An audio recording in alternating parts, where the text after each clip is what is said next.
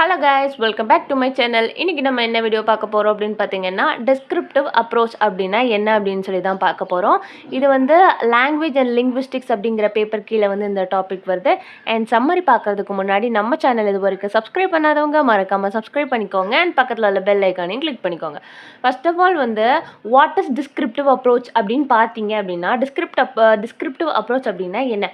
இதில் வந்து ரெண்டாவது பாயிண்ட்டை பாருங்கள். How language is used in reality without making a judgments about what is correct or incorrect. இப்போ வந்து நம்மளோட நேட்டிவ் லாங்குவேஜ், அதாவது நம்மளோட மதர் டங் என்ன அப்படின்னா தமிழ். அப்போ வந்து நம்ம இங்கிலீஷ் பேசணும் அப்படின்னா அது வந்து பக்காவாக ஹைஃபையாக இருக்குமா அப்படின்னு கேட்டோம்னா இல்லை. அது வந்து கரெக்டாகவும் இருக்கலாம், அது வந்து தப்பாகவும் இருக்கலாம். நம்ம வந்து ரியாலிட்டியில் என்ன இங்கிலீஷ் யூஸ் பண்ணுறோம், நம்ம ரியாலிட்டியில் வந்து இங்கிலீஷை வந்து எப்படி யூஸ் பண்ணுறோம் அப்படிங்கிறத விட, நம்ம வந்து இப்போது இங்கிலீஷில் வந்து ஒருத்தங்க கிட்ட ஒரு மெசேஜை கன்வே பண்ணுறோம் அப்படின்னா அந்த மெசேஜ் வந்து அவங்களுக்கு ப்ராப்பராக புரியுதா அப்படிங்கிறது தான் மேட்டர். டிஸ்கிரிப்டிவ் அப்ரோச்சை பொறுத்த வரைக்கும் இப்போ வந்து நான் ஒரு இன்ஃபர்மேஷன் வந்து இங்கிலீஷில் கன்வே பண்ணுறேன், நான் சொல்கிற ஃபார்மேஷன் வேர்ட்ஸ் எல்லாமே தப்பாக கரெக்டாக அப்படின்னு சொல்லிட்டு இதில் வந்து ஜட்ஜ்மெண்ட் பண்ண மாட்டாங்க, ஜட்ஜ்மெண்ட் பண்ணக்கூடாது.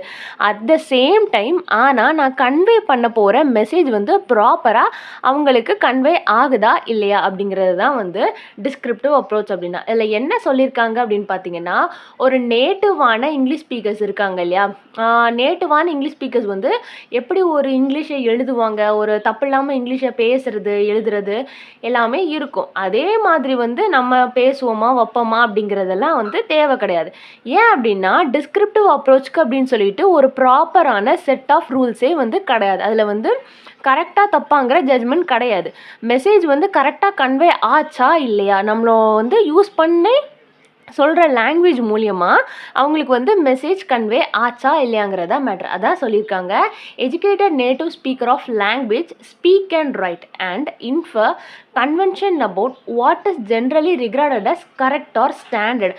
நம்ம ஸ்டாண்டர்டாக கரெக்டாக சொல்கிறோமா இல்லையாங்கிறது பிரச்சனை இல்லை, ஆனால் அந்த மெசேஜ் வந்து உங்களுக்கு கன்வே ஆச்சா இல்லைங்கிறது தான் இதில் வந்து முக்கியம் அப்படின்னு சொல்லிட்டு சொல்கிறாங்க. அண்ட் தேர்ட் பாயிண்ட் பார்த்தீங்க அப்படின்னா, set of rules that are based on how language is actually used rather than how it should be used.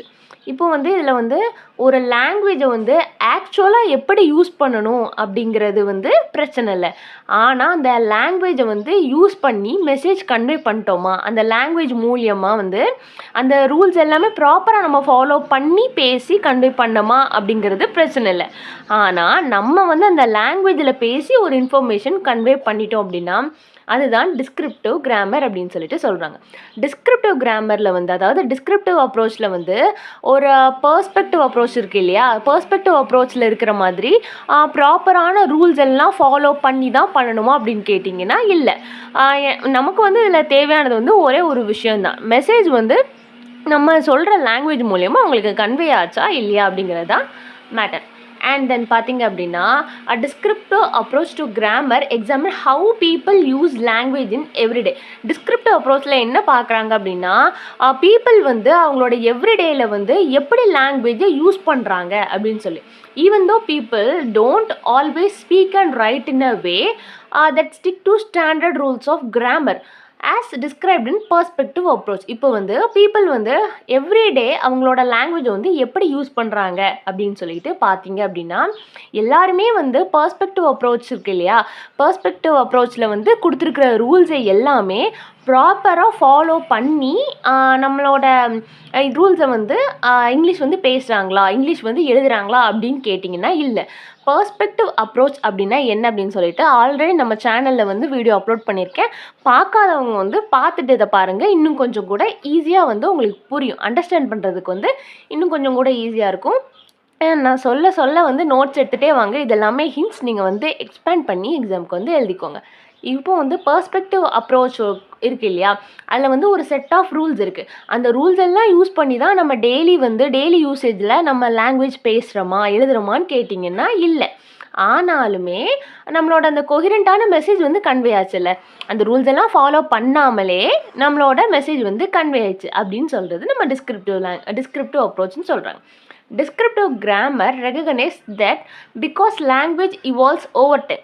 Descriptive grammar வந்து எப்படி ரெகக்னைஸ் ஆச்சு, எதுக்காக ரெகக்னைஸ் ஆச்சு, ஏன் அப்படின்னா ஏன் இந்த கொஸ்டினை வந்து கேட்குறாங்க நம்ம சொல்கிறோம் அப்படின்னு பார்த்தீங்க அப்படின்னா டிஸ்கிரிப்டிவ் கிராமரில் தான் ஒரு ப்ராப்பரான லாங்குவேஜுக்கு உண்டான ரூல்ஸை வந்து ஃபாலோ பண்ணலை அப்படிங்கிறது ப்ராப்ளம் இல்லை அப்படின்னு சொல்லிட்டோம்ல. இப்போ வந்து ஒரு லாங்குவேஜ் அப்படின்னா சர்டன் ரூல்ஸ் எல்லாம் நம்ம ஃபாலோ பண்ணணும்.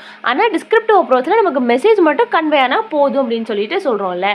ஆனால் இதில் என்ன சொல்கிறாங்க அப்படின்னா ஒரு ஓவர் டைமுக்கு அப்புறம், அதாவது ரொம்ப வருஷங்களுக்கு அப்புறம் கொஞ்ச நாளுக்கு அப்புறம் என்ன ஆகும் அப்படின்னா நம்ம வந்து நம்மளோட புரோக்கன் இங்கிலீஷ் கூட இன்கரெக்டாக நம்ம வந்து பேசுகிறது எழுதுறது கூட பிகேம் அக்செப்டபிள், எல்லாராலையுமே வந்து அக்செப்டபிளாக ஆகலாம். அவங்க வந்து காமனாக வந்து யூஸ் பண்ண ஆரம்பிக்கலாம். ஏன்னா அப்படி தான் எல்லாருமே பேசுவாங்க. பிகாஸ் நம்ம வந்து ஒவ்வொரு டைமும் எல்லாருமே பேச அந்த வேர்டு வந்து ஒரு ஆஸ் யூஷுவல் வேர்டாக மாறிடும். எல்லாருமே அந்த வேர்டை பேசவும் எழுதவும் மாறிடுவாங்க. முன்னாடி உள்ள இங்கிலீஷ்க்கும் நம்ம இப்போ யூஸ் பண்ணுற இங்கிலீஷ்க்குமே வந்து நிறைய டிஃப்ரென்ஸ் இருக்குது. அண்ட் நம்ம இப்போ கூட நிறைய வேர்ட்ஸை வந்து நம்ம தப்பாக தான் யூஸ் பண்ணிகிட்டு இருக்கோம். ஆனால் அதை வந்து நம்ம பேச எழுத அதுதான் நம்ம கரெக்ட் அப்படின்னு சொல்லி நினச்சி அந்த தப்பான கிராமரை கூட நம்ம ஃபாலோ பண்ணிகிட்டு இருக்கோம் அப்படின்னு சொல்லிட்டு சொல்கிறாங்க.